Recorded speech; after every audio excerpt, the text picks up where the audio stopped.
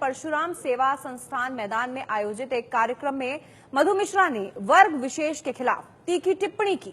मधु ने कार्यक्रम में मौजूद लोगों से कहा कि आज तुम्हारे सिर पर बैठकर संविधान के सहारे जो राज कर रहे हैं, याद करो वो कभी तुम्हारे जूते साफ किया करते थे, आज तुम्हारे हुजूर हो गए हैं।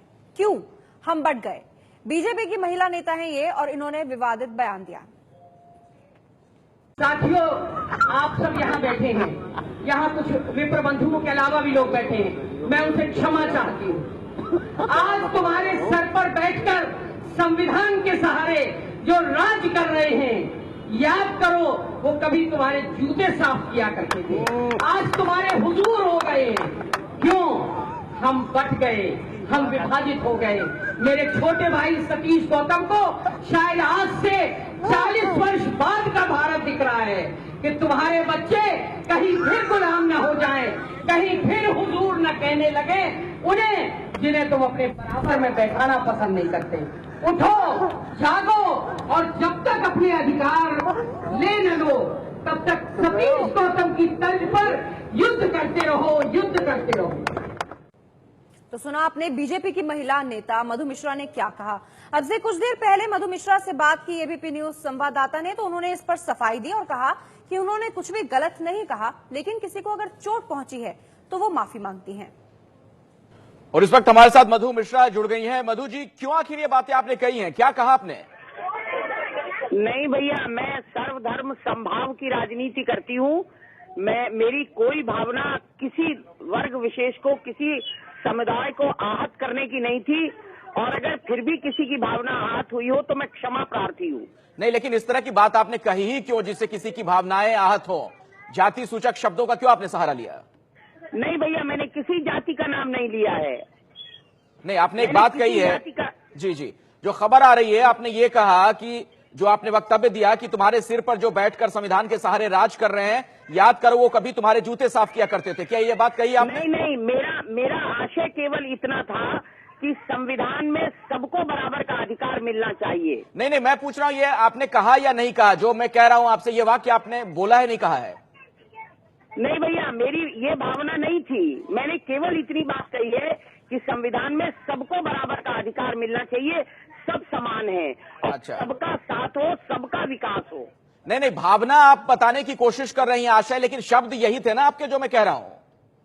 नहीं भैया, मेरी भावना है, वही मेरे शब्द हैं कि मैंने किसी जाति सूचक शब्द का प्रयोग किया ही नहीं है। मैं एक बार फिर से आपके सामने वो वक्तव्य आपका रख रहा हूं। मुझे ये बताइए, क्या आपने ये बात कही है कि आज तुम्हारे सिर पर बैठकर संविधान के सहारे जो राज कर रहे हैं, याद करो वो कभी तुम्हारे जूते साफ किया करते थे?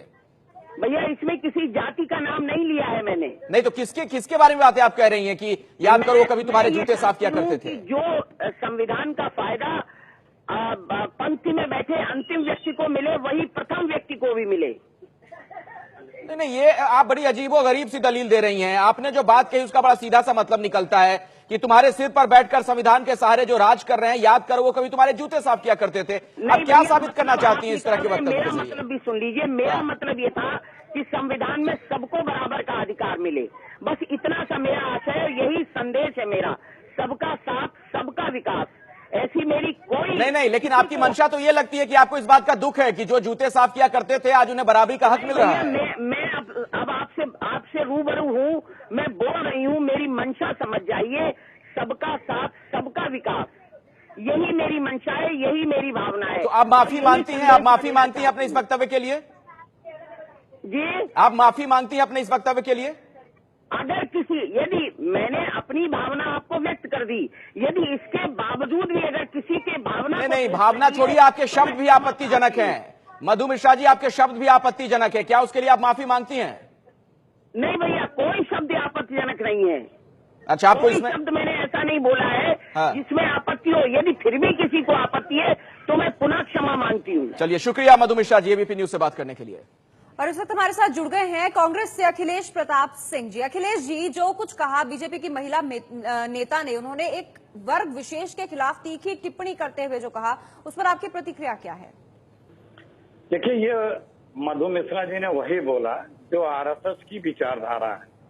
जब ये देश आजाद हो रहा था तो आरएसएस इसी विचारधारा को लेकर के बाबा साहब अम्बेडकर और संविधान में दिए गए इन प्राविधानों और इस तरह के जो उपाय किए गए थे कि सबको बराबर का हक मिल सके और उन्हें अवसर मिल सके, सामाजिक, राजनीतिक, आर्थिक, उसका ये लोग विरोध करते थे। आज भी ये दर्शाता है कि उसी मानसिकता से ये लोग पूरी तरह ओत-प्रोत हैं। और आज वो लोग जो मोदी जी की सत्ता में बैठे हैं, उनके पार्टी के लोग हैं, क्या नजरिया रखते हैं हमारे समाज के जो पिछड़े, दलित और शोषित लोग हैं, जिन्हें अभी पूरा अवसर सामाजिक, राजनीतिक, आर्थिक नहीं प्राप्त हुआ, उनके प्रति क्या भाव रखते हैं? कैसी बात ये सोच सकती हैं? आप देखिए क्या क्या इन्होंने बोला है जी। ये कोई, हम एक सभ्य समाज में रहते हैं, हम दुनिया की इतनी बड़ी महाशक्ति और इतने एडवांस कंट्री हो चुके हैं, लेकिन उसमें भी अभी भी कैसे विचार रखते हैं? बिल्कुल, इन्होंने कार्यक्रम में मौजूद लोगों से कहा कि आज तुम्हारे सिर पर बैठकर संविधान के सहारे जो राज कर रहे हैं, याद करो वो कभी तुम्हारे जूते साफ किया करते थे। इस तरह की टिप्पणी की है। और एक वर्ष